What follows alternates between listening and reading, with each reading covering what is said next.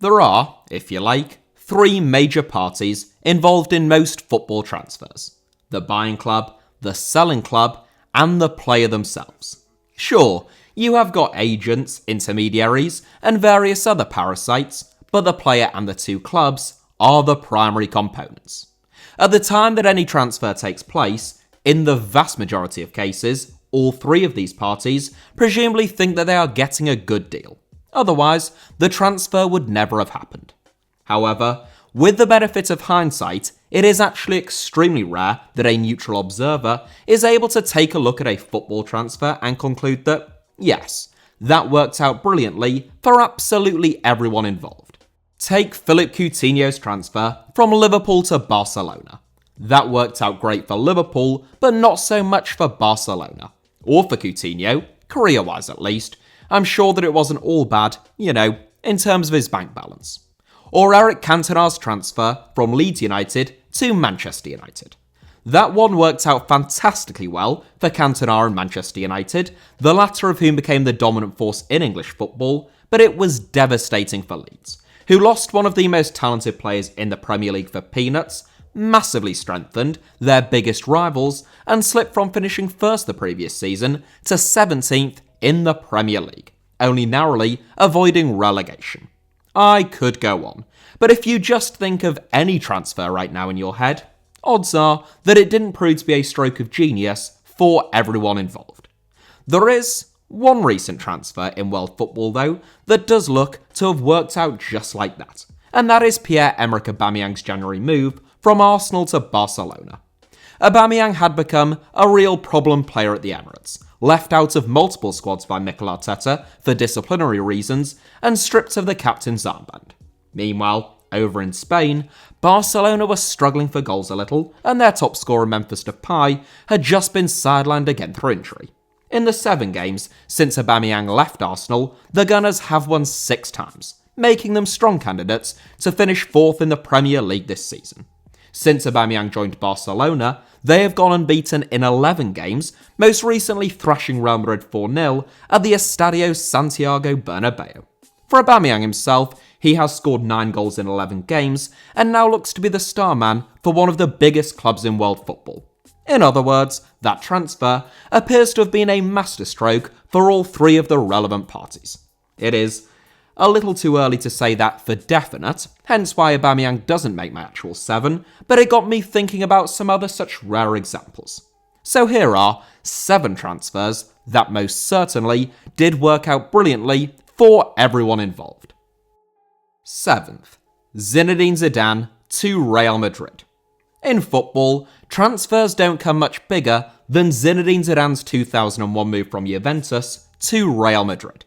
The recipient of the FIFA World Player of the Year award in 1998 and 2000, Zidane left the biggest club in Italy to join the biggest club in Spain. What's more, he did so for a world record fee, one that was so large that it wouldn't be eclipsed until Kaká and then Cristiano Ronaldo also joined Real Madrid in 2009, 3 years after Zidane had actually retired. Rarely, when the stakes are this high in football, does at least one party not get burnt. However, in this instance, everyone won. Juventus received an enormous world record fee of close to £50 million for Zidane, who turned 29 that summer, and they replaced him with Pavel Nedved.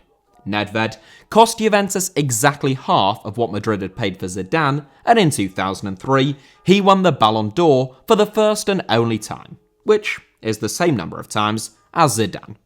Nedved's incredible energy and enthusiasm, combined with his willingness to play out wide, as well as a number 10, saw Juventus improve after Zidane departed. They went from finishing second and not having won the Scudetto in any of Zizou's last 3 seasons in Turin, to lifting successive Serie A titles in Nedved's first 2 seasons, in addition to reaching a Champions League final. For Real Madrid, they got a big game player who reinforced their status as the biggest football club on the planet, who were able to go out and sign whoever they wanted under the guise of their Galactico policy.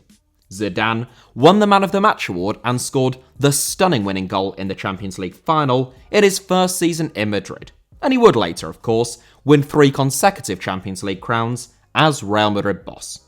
That feeds into why the move was such a success for Zidane on a personal level, who further cemented his status as an all-time great, moving to a city where he is loved and still calls home more than 20 years on. 6th, JOZY Altidore and Jermaine Defoe's swap deal. I said during the introduction that almost all transfers have three major parties: the buying club, the selling club, and the player themselves. But the exception to that rule is player swap or player exchange deals, where there are, obviously, well, at least four major parties. Yes, that's right, four major parties. Or, as Boris Johnson would call it, just a standard week in lockdown. In theory, at least, that should make a transfer that works out for everyone involved even less likely due to the addition of an extra player. The swap deal between Sunderland and Toronto FC in January 2015, though, which saw Jermaine Defoe return to the Premier League and JOZY Altidore return to the MLS, proved to be a stroke of genius for everyone involved. Altidore had a miserable time in the Northeast, where he scored only once in 42 Premier League outings, having previously scored only once again in 28 games in English football's top flight for Hull City. Sunderland had won only 3 games all season by January of 2015. They appeared to be doomed, and Altidore hadn't scored a single goal all season. Over in Toronto, Jermaine Defoe was having no problem scoring goals in the MLS, having struck 11 times in his first 19 games, but he wasn't content. The Englishman was unsettled, and he felt that he had left the Premier League too soon. Toronto FC said that they would entertain offers in excess of £6 million, but Sunderland made them a slightly different proposition. They offered to swap US MNT international JOZY Altidore for Defoe, in addition to paying an undisclosed fee which must have been less than £6 million. Sunderland signed a proven Premier League goalscorer who kept them in the Premier League for the next 2 seasons. Even when Sunderland were relegated, in last place, in the 2016-17 season, Defoe still scored 15 goals, the third most of any Englishman in the Premier League that season. Altidore quickly rediscovered his shooting boots in Canada, forming an outstanding little and large partnership alongside fellow new signing Sebastian Giovinco. Toronto won the MLS Cup and the Supporters' Shield in 2017, with Altidore being named as an MLS All-Star in 2015 and in 2017. Jermaine Defoe recently returned to Sunderland in League One, now aged 39. Meanwhile, Altidore only brought an end to his 7 years in Toronto last month, joining their Eastern Conference rivals, New England Revolution. 5th, Juan Roman Riquelme to Villarreal. Juan Roman Riquelme is one of the most gifted footballers to have laced up a pair of boots during my lifetime. Neither the quickest, most aggressive, nor the most energetic of midfielders, Riquelme was, in many respects, a footballer who was born 10 or 20 years too late. Had he played during the 1980s or early 1990s, I have little doubt that he would be considered to be one of the greatest players of his generation. Nonetheless, at his best, Riquelme was still just that. The 2000 Intercontinental Cup final is perhaps the most vivid exhibition of Riquelme's genius, aged only 22 at the time and playing against the European champions Real Madrid. Claude Makélélé was a world-class defensive midfielder, but on that day, in Tokyo, Riquelme made him look as though he had just been plucked from a local field or had won some kind of competition to appear in the game. Barcelona fans had good reason to be excited when their club signed Riquelme for €11 million in 2002 then, adding him to a midfield which already contained the likes of Xavi and Luis Enrique. Riquelme was, in many respects, Diego Maradona without the athleticism and explosiveness, and in joining Barcelona from Boca Juniors during his early 20s, he had followed in El Diego's footsteps. Unfortunately, Riquelme would also follow in Maradona's footsteps in the sense that his move to Barcelona would never quite work out. Riquelme was shunned by Louis van Gaal, who never wanted the club to sign him in the first place, forced him out wide, and often left him out of his team entirely. In the summer of 2003, Barcelona signed Ronaldinho as Riquelme's replacement. Meanwhile, the Argentine joined Villarreal on a 2-year loan deal, followed by a permanent transfer. Ronaldinho would become one of the best players in the world at Barcelona, winning a Ballon d'Or, a couple of La Liga titles, and the Champions League. RIQUELME had a team built around his unique talents at Villarreal, becoming, for 2 seasons at the very least, one of the best midfielders in Europe. The transfer of RIQUELME from Barcelona to Villarreal saw Barcelona sign a club legend and one of the best players in the world. It saw RIQUELME rediscover his love of the game and some of his best form, and it saw Villarreal go from relegation candidates in La Liga to finishing 3rd in the league and reaching the semi-finals of the Champions League. When Villarreal eventually sold RIQUELME, who returned to Boca Juniors, the Spanish club even managed to turn a profit on him. A real win-win-win all round then. 4th, Raheem Sterling to Manchester City. For a number of years, and possibly still now, albeit to a slightly lesser extent, Raheem Sterling has received dog's abuse from Liverpool fans whenever he returns to Anfield or the Reds travel to the Etihad. In some respects, that is unsurprising. Football fans tend not to be best pleased when one of their best players leaves, especially when it is a former academy player joining a direct rival. And the media coverage of Sterling's move to Manchester City, much like their coverage of all things Raheem Sterling, was brutal, scathing, harsh, sensationalist, and all the rest. Despite all of that though, I always still find it a bit strange. That is because, as a neutral, it seems evident to me that Sterling joining Manchester City in the summer of 2015 has ended up benefiting absolutely everyone involved in that deal. Liverpool received £44 million, rising to £49 million, which was a record fee for an Englishman, in exchange for a disgruntled 20-year-old who didn't want to be at the club. The following season, Jurgen Klopp came in, and in the summer of 2016, Sadio Mane was signed for £19 million less than Sterling, becoming one of the best wide players in the Premier League in Sterling's position. Manchester City, after everyone had claimed that they had so wildly overpaid, ended up getting a steal with the benefit of hindsight. Sterling has given 7 years of stellar service to the club, becoming one of the most effective and decisive wide players on the planet, and he is still only 27. And Sterling, well, he said he joined Man City to win trophies, and so far, he has won 9 of them, including 3 Premier League titles. Even if you take the cynical view that Sterling only left Liverpool to earn more money, well, he will be rewarded handsomely at the Etihad, and everyone has still been a winner out of that deal. What's not to like? Pretty much everyone should be delighted that it happened, except perhaps for Scott Sinclair, I suppose. It confirmed an end to his time at Man City, and a move to Aston Villa where he was relegated, but even he was enjoying a renaissance 12 months later at Celtic, so really, everyone was a winner. 3rd, Fernando Torres to Liverpool. From a Liverpool departee to a Liverpool signing, Fernando Torres was one of world football's most outstanding centre-forwards during the 2000s.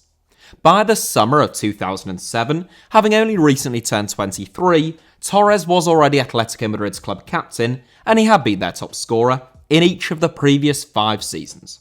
In many respects, Torres was Atletico Madrid at that time, and the idea that his sale could be anything other than a major negative seemed to be absurd. However, over the summer of 2007, after selling Torres for between £20 to £25 million plus Luis Garcia, Atletico forked out a reported €21 million on Liverpool's former nemesis Diego Forlan, who arrived from Villarreal. In his first season in the Spanish capital, Forlan scored 23 goals. The following season, he bagged 35, followed by 28 in the season after that. He won the European Golden Shoe in the 2008-09 season, and in 2010, he finished 5th in Ballon d'Or voting, ahead of Cristiano Ronaldo. Not only that, Forlan's output was matched, if not exceeded, by Sergio Aguero, who had been signed as a teenager a year before Torres departed.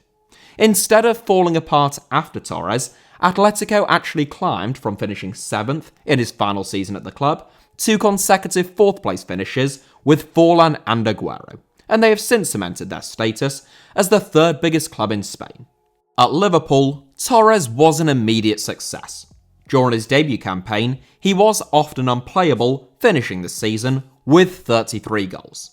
In total, Torres scored 81 goals in 142 games at Anfield, and just as his powers had begun to wane, they managed to sell him to Chelsea for a British record £50 million fee. For Torres himself, his move to Liverpool made him a global star and saw him play the best football of his career. In 2008, off the back of his awe-inspiring debut campaign at Liverpool, he won the Euros with Spain, scoring the only goal of the final, and finished third in Ballon d'Or voting, behind only Lionel Messi and Cristiano Ronaldo. Second, Paul McGrath to Aston Villa. Turning the clock back a little further in second place, Paul McGrath's 1989 move from Manchester United to Aston Villa must be among the most mutually beneficial transfers of all time. For those of you who may be unfamiliar with him, McGrath was a complex character. Born in West London to a Nigerian father and an Irish mother, McGrath never met his dad, and his mother put him up for foster care through fear of how her father would react to her having had a child out of wedlock and in an interracial relationship. Throughout his life, McGrath would struggle with alcoholism and depression. A troubled genius, if you like, of the kind that are so common in football, since McGrath was also blessed with a unique gift.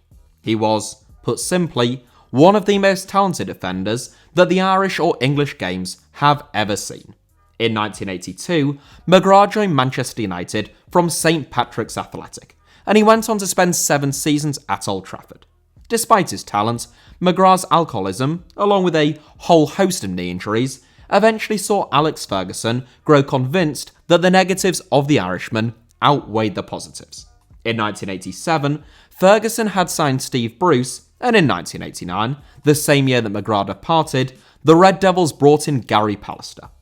McGrath's destination was Aston Villa, champions of Europe at the beginning of the decade, but they had been relegated in 1987 and had just finished 17th in their first season back in the top flight when McGrath arrived. During his debut campaign, they finished second, meanwhile Manchester United finished 13th. McGrath went on to play more than 300 games for Villa, finishing as Premier League runners-up in the 1992-93 season, winning the League Cup twice, and becoming a club legend, despite going under the knife due to his recurring knee injuries, a wince-inducing 8 times over the course of his career. Manchester United, on the other hand, well, they would become the dominant force in English football, with a backline that was built upon the formidable partnership of Bruce and Pallister, which is still widely regarded as one of the finest that the English game has ever seen. First, CIRO Immobile to Lazio. CIRO Immobile is a bit like a building which is tilted 4 degrees due to unstable foundations. A real gem in Italy, but a disaster everywhere else. Immobile has been among the most prolific goalscorers in world football over the last 7 or 8 years, but you wouldn't know that if you only watched him during his time in La Liga or in the Bundesliga. Back in 2015, Immobile was contracted to Sevilla, having joined the Europa League winners following a spell on loan at the club. Immobile had previously struggled at Borussia Dortmund, and those difficulties would be replicated in Andalusia.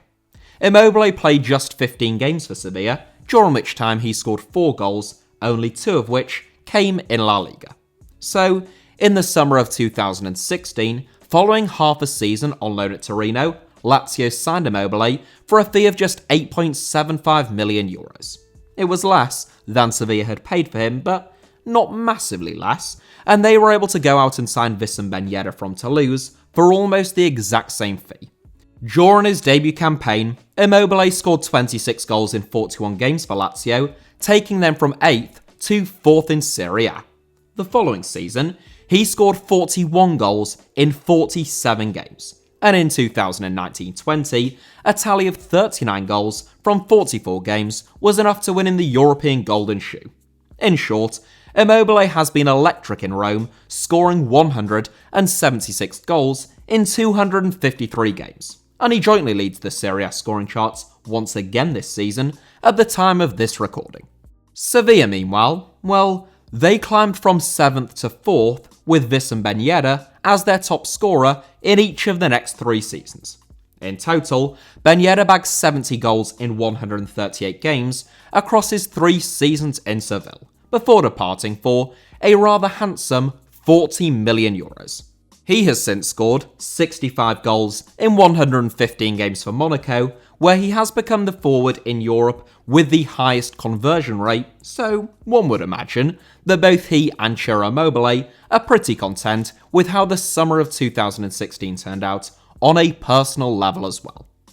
That is it for today's video. There are loads of other players who I could have mentioned as honourable mentions, but there is just a slim chance that I'll make a part 2 if this one goes down really well with all of you, so I won't do that.